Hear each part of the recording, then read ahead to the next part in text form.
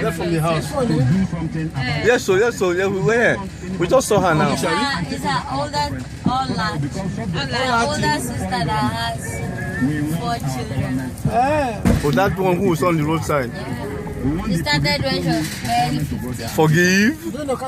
No, having children, doing children.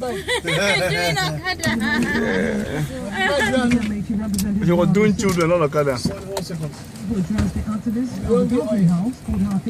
Promise to take the message to the president.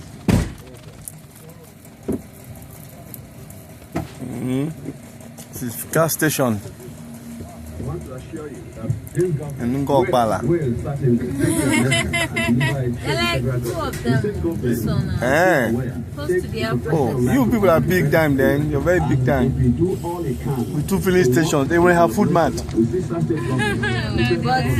go towards NBC, you find The food mat. I see some chairs inside there. It must be food mat.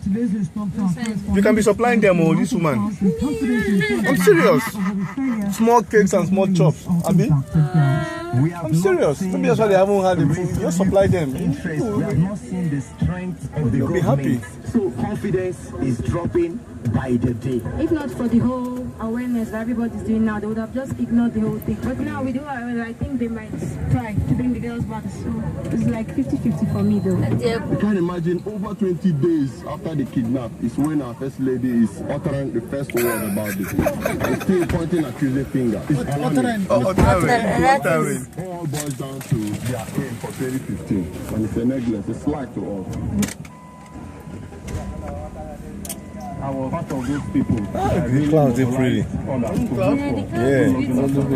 pretty. Much from him. But now, I'll tell you the basic truth. We've been so disappointed with what we've seen so far. Our correspondent reports to the activist marched from Isaac Borough Park in Port Harcourt to the State Government House wearing white and red t-shirts. Look how green this place is.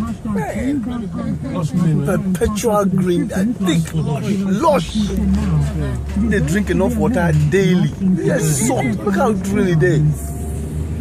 It looks like Ireland.